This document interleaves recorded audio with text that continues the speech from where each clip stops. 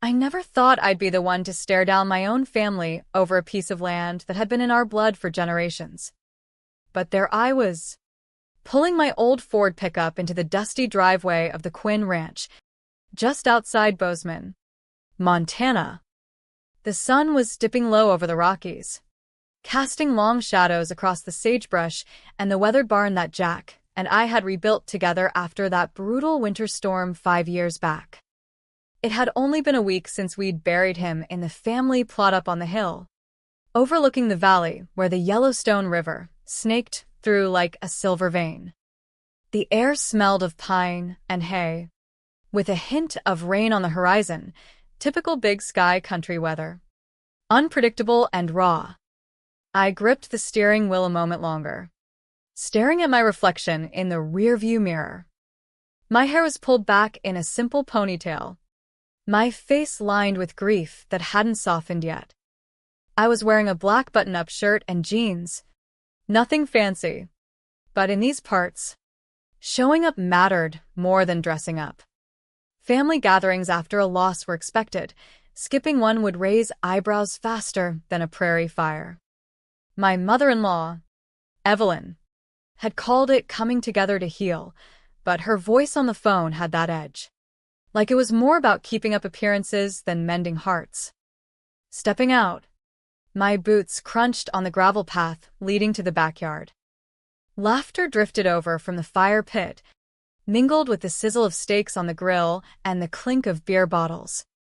A few relatives glanced my way, cousins, aunts, neighbors who'd known Jack since he was knee-high to a grasshopper, offering those quick nods that said, "Sorry for your loss," without actually saying it.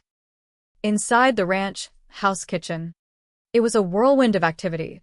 Someone slicing watermelon, another stirring a pot of chili. The air was thick with the smoky scent of barbecue and fresh-baked cornbread. At the sliding glass doors stood my brother-in-law, Cody Quinn, looking every bit the man of the house in his cowboy hat and plaid shirt. He spotted me and flashed a grin that was all teeth. "No soul." "Glad you could make it, Emily," he said, loud enough for the room to hear, like he was doing me a favor. I nodded back, keeping it civil, and stepped out into the yard. It was set up like a classic Western shindig, picnic tables with red and white checkered cloths, string lights dangling from the cottonwood trees, kids chasing fireflies as dusk crept in. But it felt all wrong.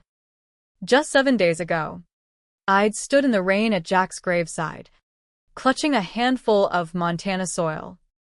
Now I was supposed to smile and pass the potato salad like life hadn't just bucked me off. I found a spot at the end of a long table, partly shaded by the old oak Jack had planted when we first married. Conversations buzzed around me, talk of cattle prices, the latest rodeo, the drought that's been plaguing the valley. Folks came by with the usual platitudes. "You're holding up real well." "Eminencia." "Jack would want you to keep on keeping on." Words that sounded rehearsed, like lines from a Hallmark card. Across the yard, Cody worked the crowd like a seasoned rancher herding steers, slapping backs and chuckling at bad jokes. Every now and then, his eyes flicked my way, sizing me up. It wasn't paranoia. I'd known Cody long enough to spot his tells. Jack used to say, "You learn a man's true colors when the chips are down." Those words echoed now, fitting like a well-worn saddle. I nursed a glass of iced tea, scanning the faces. A cousin muttered to his wife, "Cody's got the place running smoother already." She shot me a glance, then whispered back. Rachel, Cody's wife, breezed by with a plate of brownies. "Grab one before they're gone." "Emily," she said, her smile polite but distant, like we were acquaintances at a county fair, not sisters-in-law. I tried joining a chat about the upcoming cattle auction, but the group shifted, leaving my words hanging in the air. The talk turned to hunting trips, excluding me without a word. From the grill, Cody's voice boomed, Finally fixed that irrigation line proper. Took some real grit. He glanced my way, smirking. The line had been Jack's project, slow going. But his pride. The jab landed, drawing chuckles from his buddies. I kept my cool, face neutral, the kind that makes folks underestimate you. As evening fell, I noticed the changes. The rocking chairs Jack and I bought in Missoula were gone, replaced by metal ones, the tool shed reorganized, even Jack's favorite coffee mug shoved to the back of the cupboard. Cody stood with a cluster near the fire pit, gesturing at the house. Gonna make some upgrades, he said, like it was his call alone. A neighbor leaned into me. You plannin' to stick around much longer? The question stung, implying I was a guest in my own home. Cody raised his bottle my way, toasting from afar. The string lights twinkled, but my chest tightened. Not just grief, but a dawning sense that this was no accident. Then Cody clinked his bottle with a fork, calling for quiet. The chatter died down, folks turning expectantly. Smoke from the fire curled up, carrying the scent of burning pine. I sat still, a knot twisting in my gut. Cody stood tall, Rachel at his side, her face a mask. Thanks for coming out tonight, he started, voice booming like a auctioneer's. It's been a tough week, but it's times like these we remember what's important: family, the land. Pushin' forward. He paused, eyes locking on mine. With that in mind, I'm turnin' Emily's room into my home office. Gotta optimize for the ranch's future. It hit like a gut punch, casual as announcing dessert. Awkward laughs rippled through. You serious? Cody, someone asked. Bold move, another drawled. I froze, heat rising, but kept composed. This wasn't spur of the moment. Rachel's nod confirmed it. Whispers followed. Guess she ain't staying. About time that space got used. Eyes avoided mine. No one spoke up. Too messy, too Western to air dirty laundry. Jack's voice in my head. When someone shows you their hand, play your smart. Anger simmered. Not wild, but focused. I tapped my glass lightly, nodded at Cody like we'd agreed, then stood and walked away. Rachel caught me on the porch. You get it, right? It's about moving on. Fresh start. I met her eyes. If you say so. Inside. The house was quiet. The parties hummed distant. I headed to my room, but the door was ajar. Through the crack, a cardboard box sat inside. Linens I didn't recognize piled nearby. My heart sank. This wasn't future plans. It had started.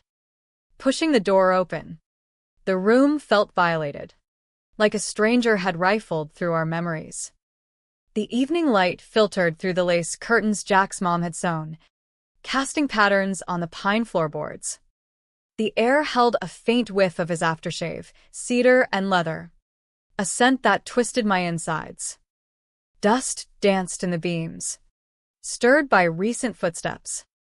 Drawers were half open. The bedspread rumpled differently than I'd left it. This wasn't just a bedroom. It was our sanctuary, the heart of the ranch house where we'd planned our life amid the chaos of calving seasons and blizzards. I shut the door, the latch clicking like a period at the end of a sentence.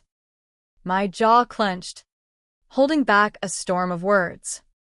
On the dresser, our wedding photo, me in a simple white dress, Jack in his best boots, grinning under a Montana sky, leaned against the mirror. Books we'd read by the fire stacked neatly. His leather armchair angled toward the window, blanket draped over the arm. At the bed's foot sat the old oak chest Jack had crafted himself from timber off our land. I knelt, tracing the grain. Everything that matters is in here, he'd said. If I'm gone, guard it close. Inside, letters, deeds, insurance papers, the will. The party's laughter filtered through. Mocking. I'd heard tales of widows pushed off family ranches. Land grabbed under the guise of progress. Now it was real. Stepping into the hall, another box caught my eye full of our things. Framed photos, old cards, even our honeymoon snapshot from Yellowstone. The glass cracked across our smiling faces. These weren't junk, they were anchors. I imagined Cody or Rachel deciding what stayed, reducing our marriage to trash. Rage bubbled, but I breathed deep, cowboy wisdom. Don't rope what you can't ride. One by one, I carried items back, placing them precisely. A quiet rebellion. Shadows lengthened. I stood over the chest, resolve hardening. This was erasure, not just of a room, but my stake in the Quinn legacy. A neighbor once said, "The first slip toward losing ground is thinking you don't deserve it." I wouldn't slip. Cody's voice drifted in. Halfway cleared already. My fingers tightened on the key. That sealed it. I'd fight. Smart and steady. 2 days later, the ranch hummed with false normalcy. Morning sun baked the pastures. I rose early, brewing coffee before dawn, walking the fence line to clear my head. Routine anchored me. Then came the knock, soft, insistent. No one there. Just an envelope under the door. Block letters, Emily. Inside, formal as a bank notice, discussions on optimizing ranch spaces. Second paragraph. 1 week to vacate my room for the office conversion. Wrapped in talk of family efficiency and shared resources, like evicting kin was business. Iset. Letter trembling slightly. This was calculated. Legal sounding but skirting edges. In Montana, property laws favored clear titles, but family ties muddied waters. Jacksville mentioned a life estate, my right to live here forever, but I'd need proof. I dug into the chest, pulling the documents. The will was notarized, deeds in both names. But whispers of doubt crept in. Cody ran the operations now. He could spin this as helping. I needed allies. That afternoon, I drove into Bozeman, dust kicking up behind my truck. Met with our family lawyer, Ben Hadlov. in his cluttered office overlooking Main Street. Gray-haired, with a no-nonsense drawl. He'd known Jack since boyhood. "This smells like overreach," he said, scanning the letter. "Life estates ironclad under Montana law. Can't force you out without court." Relief washed over, but anger lingered. What's his angle? Ben leaned back. Maybe financial pressure, ranch debts, or greed. We'll counter with a cease and desist. Back home, I overheard Cody on the phone by the barn. "Yeah, she'll move soon. Prime land for development." My blood boiled. That night, I journaled by lamplight, piecing clues, changed locks on the shed, redirected mail, subtle jabs at gatherings. It wasn't just the room. He aimed to sell, erasing me. Jack's words, families like a herd, strong together. But watch for the rogue. I slept fitfully, dreaming of vast prairies closing in. Next morning, a neighbor, old Hank Whitaker, stopped by with fence wire. Grizzled rancher, fished with Jack on the Madison River. "Heard rumblings," Hank said, sipping coffee. "Cody talkin' big about sellin' parcels." I confided the letter. Hank's eyes narrowed. "Jack worried 'bout that. Left somethin' for ya." He described a safe deposit box in town, key hidden in the chest under letters. Said if push came to shove, it'd back you up. Heart racing, I rummaged there. Blue-taped key. At the bank, Box 47 held duplicates. Will. Deeds. A handwritten note from Jack. Ink. If Cody pushes, stand firm. This ranch is ours, yours now. Love always. Tears came, but strength too. With Ben, we planned. Gather evidence. Confront privately first. Seek mediation if needed. Humane approach. Maybe Cody was hurting too. Lashing out. Days blurred. I photographed changes. Logged incidents. Talked to relatives quietly. Aunt Clara admitted. Cody's been stressing about loans. Empathy flickered. He'd lost a brother too. But actions spoke louder. At week's end. Another envelope. Final notice. I called Ben. Time to respond. We met Cody and Rachel in the living room. Neutral ground. Fire crackled. Outside. Wind howled. This ain't right, I said, handing the will copy. Cody scoffed. Just reorganize it. Ben explained life estate. Can't evict. Violates law. Rachel shifted uncomfortably. Cody's face reddened. Ranch needs modernize. I softened. I get it. Times are tough. But this is home, for all of us. He stormed out. But seeds planted. That night. Alone. I pondered the lesson brewing.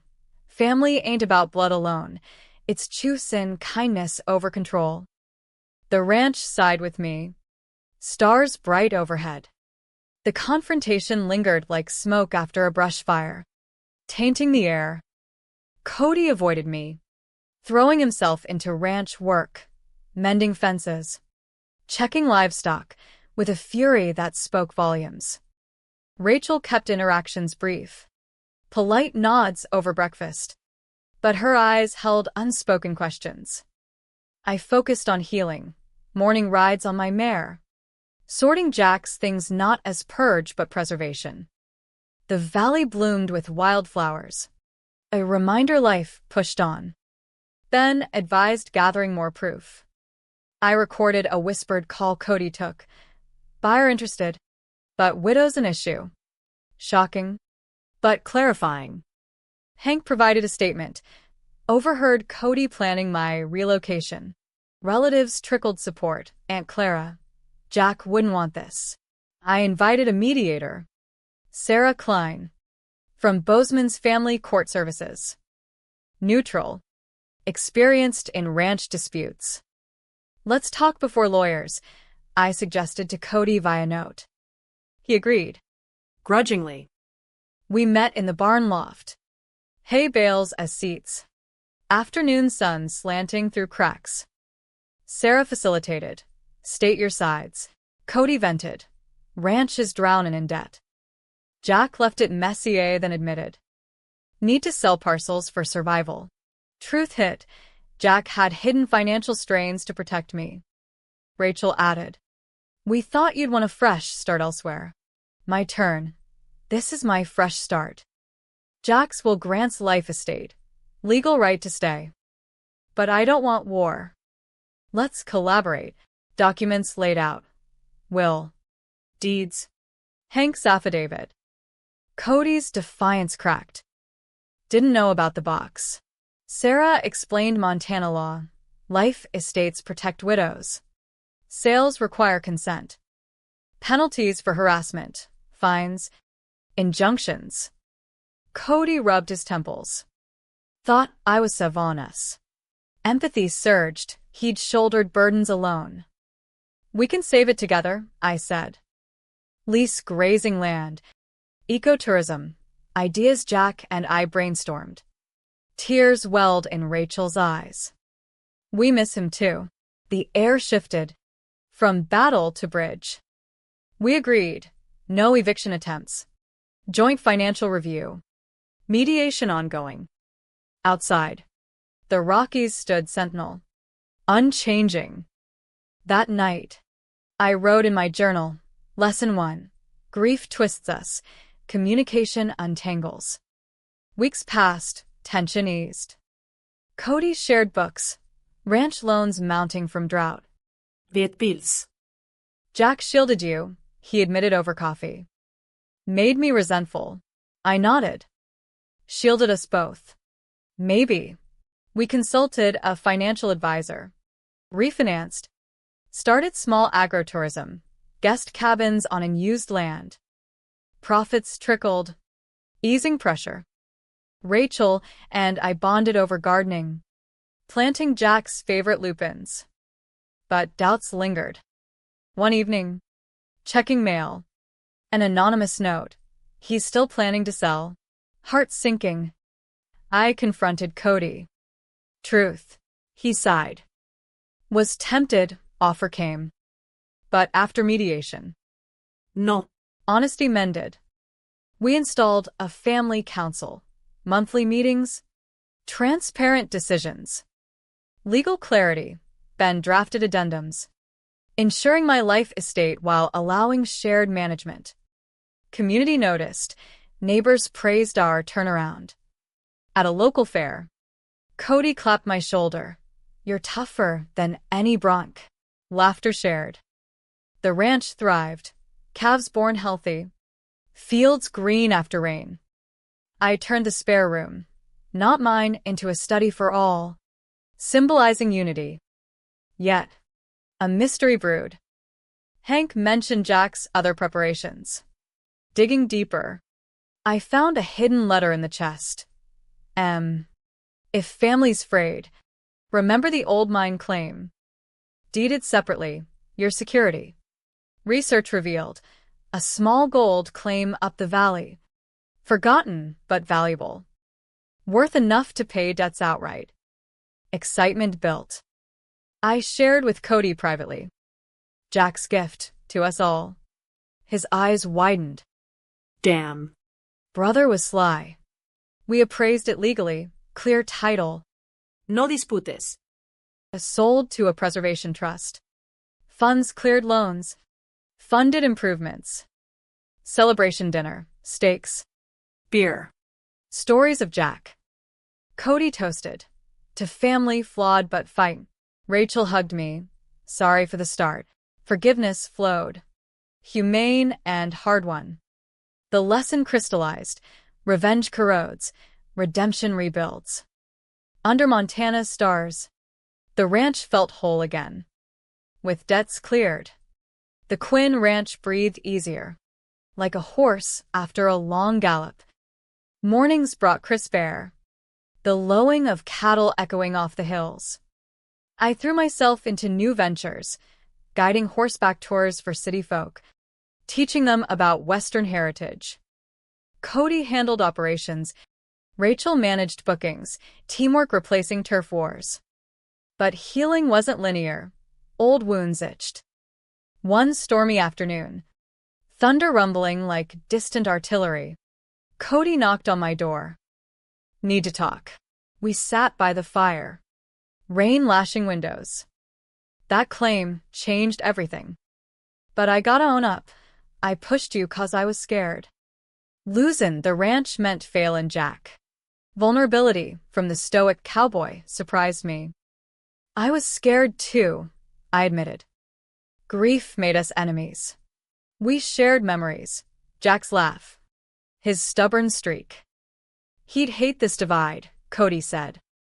Tears came. Cathartic. From there, bonds strengthened.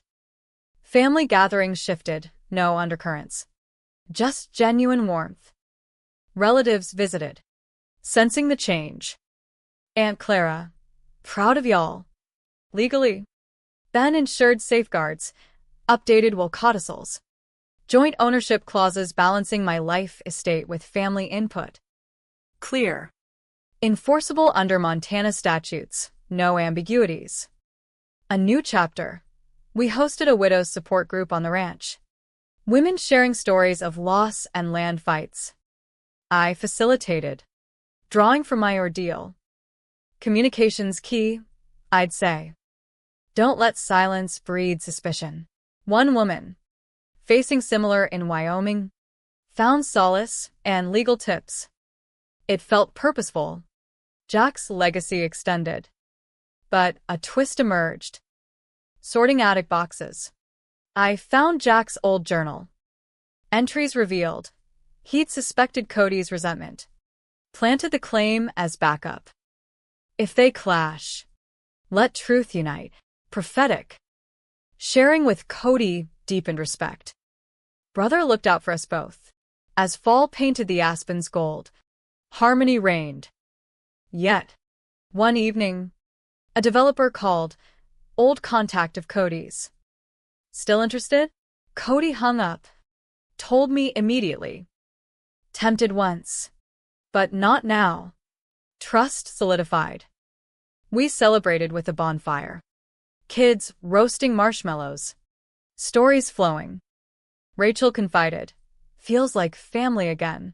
The humane ending wasn't vengeance. It was understanding. Lesson light but profound. In the West's vastness, hearts connect when egos yield. The support group grew, drawing women from as far as Idaho. One session, under the cottonwoods, a participant shared her eviction battle. Your story inspired me to fight fair, she said. I nodded, recalling my path. Cody even joined once, offering ranch tips. Land's more than dirt, its roots. His growth evident. Winter approached, snow blanketing the valley. We prepped together, insulating barns. Stacking guy. No hubs. Just jokes. Rachel baked pies.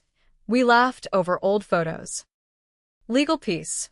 Annual reviews with Ben. Ensuring compliance. Reflection. Jack's death taught resilience. But the conflict taught empathy.